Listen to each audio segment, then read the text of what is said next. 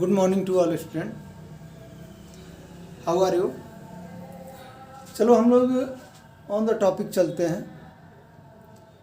Last day we have discuss about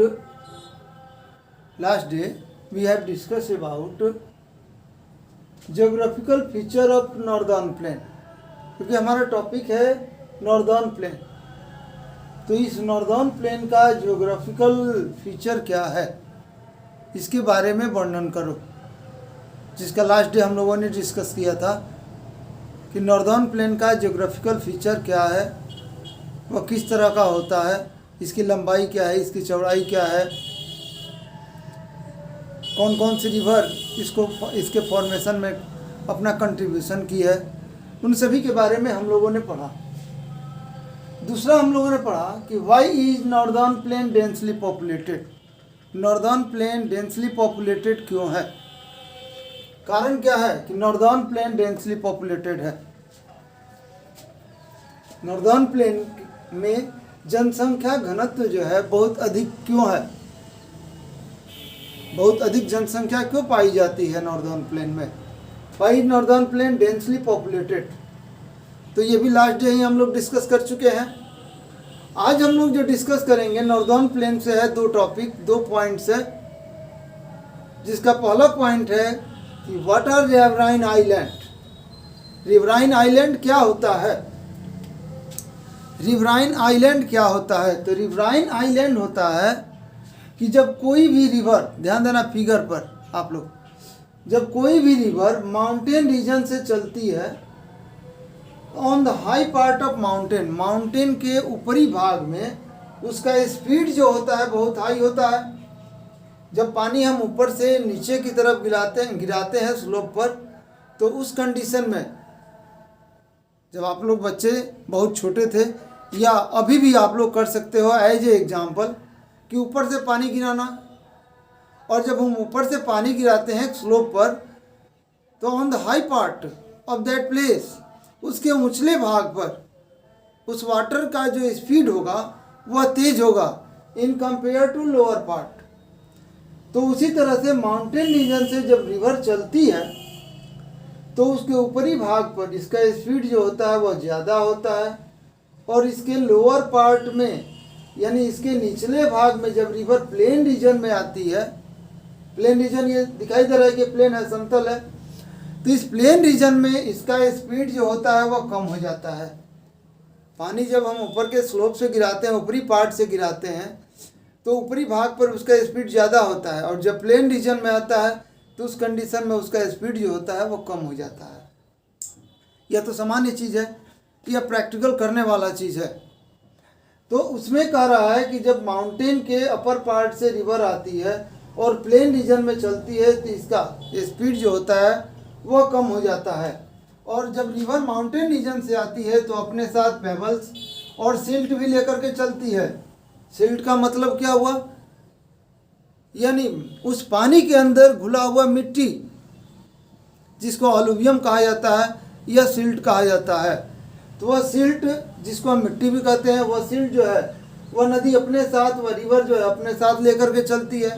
और जब plain region में आती है और उसका स्पीड जब स्लो हो जाता है, कम हो जाता है, तब वह क्या करती है, उस सिल्ट को अपने माउथ पर, अपने रास्ते में डिपॉजिट करना शुरू कर देती है। और जब रास्ते में डिपॉजिट करती है, तो उस नदी के अंदर ही, उस नदी के बीच वाले भाग में ही एक आइलैंड क्रिएट होता है। उस नदी के बीच वाले भाग में ही एक आइलैंड क्रिएट होता है, एक द्वीप बन जाता है। और उस द्वीप को क्या कहा जाता है, उस द्वीप को रिवराइन आइलैंड कहा जाता है। उस द्वीप को रिवराइन आइलैंड कहते हैं। क्लियर। तो उस रिवर के बीचों बीच देखो, वाटर जो है साइड से निकल जा रहा है, और उसके बीचों बीच यह डिपॉजिट हो गया सिल्ट, जिसके चलते इस आकृति को, इस लैंडफॉर्म को, हम इस तरह की भू आकृति को हम कहते हैं रिवराइन आइलैंड। हम लोगों ने लिखा क्या है, देखो इसमें क्या लिखा हुआ है कि the river coming from northern mountain, जब रिवर नॉर्दर्न माउंटेन से आती है, is involve in depositional work. Plain region में वह डिपोजिशनल वर्क में इन्वॉल्व होती है।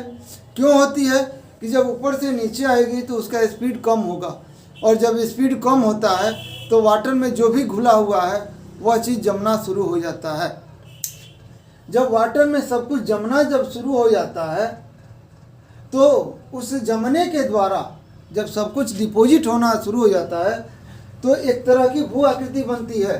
कह रहा है कि the speed of river decrease and that river start to deposit silt, और वह रिवर जो है सिल्ट डिपॉजिट करना शुरू करती है।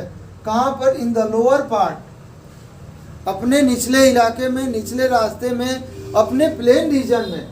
एंड विच रिजल्ट, जो क्या परिणाम देता है? फॉर्मेशन ऑफ रिवराइन आइलैंड, एक तरह की टोपोग्राफी, एक तरह की भू आकृति बनती है जिसको हम कहते हैं रिवराइन आइलैंड कहते हैं। क्लियर? इसको कहते हैं रिवराइन आइलैंड। दूसरा हमारा क्या है टॉपिक कि व्हाट इज डिस्ट्रीब्यूटरीज। डिस्ट्रीब्यूटरीज क्या होती है? तो डिस्ट्रीब्यूटरीज का मतलब हुआ कि जब रिवर प्लेन रीजन में आती है और अपने डिपोजिशनल वर्क में इन्वॉल्व होती है तो due to deposition of silt in the lower part of river, river के लोअर पार्ट में डिपोजिशन वर्क के कारण रिवर जो है न्यूमरस चैनल में, कई चैनलों में, कई भागों में बट जाती है। और जब कई भागों में बटती है तो उसी को हम क्या कहते हैं? उस वाटर का या जो फिगर बन रहा है, न्यूमरस चैनल जो बन रहा है, इसी को डिस्ट्रीब्यूटरीज कहते हैं, इसी को डिस्ट्रीब्यूटरीज कहते हैं। ये जो हुआ डिस्ट्रीब्यूटरीज हुआ। जब एक रिवर अपने डिपोजिशन, ये सभी है डिपोजिशन, सिल्ट का डिपोजिशन हुआ, और जब सिल्ट का डिपोजिशन हुआ तो इसका वाटर जो है कई भागों में बट जाता है, और जब कई भागों में जो वाटर कई चैनलों में बटता है, उसी कई चैनलों में बटने के फॉर्मेशन को, आकार को हम क्या कहते हैं? डिस्ट्रीब्यूटरीज। इसमें लिखा है कि due to deposition of silt, silt के डिपोजिशन के कारण in the lower part of river, river के निचले इलाके में, in the plain region that river divides into numerous channel, river जो है कितने चैनल में बट जाती है? बहुत सारे चैनल में बट जाती है। और दैट चैनल या दो चैनल्स, ये जो चैनल्स होते हैं वाटर के, इन चैनलों को क्या कहा जाता है? डिस्ट्रीब्यूटरीज कहा जाता है। मान लो कि गंगा रिवर जो है बंगाल में अब जाते जाते वो कई चैनलों में बट जाती है, जिसे अलग अलग नामों से वहाँ पर पुकारा जाता है, अलग अलग नाम दिया गया है। तो इस तरह से इसको हम डिस्ट्रीब्यूटरीज कहते हैं। नेक्स्ट डे हमारा जो टॉपिक होगा वह ट्रिब्यूटरीज होगा, और division of northern plane, northern plain का डिवीज़न कैसे हुआ है वो हमारा टॉपिक है। नॉर्दर्न प्लेन का डिपोजिशन क्या कहते हैं? डिवीज़न। ओके बॉय, अब इस पर डिस्कशन नेक्स्ट डे करेंगे। Okay, thanks boy.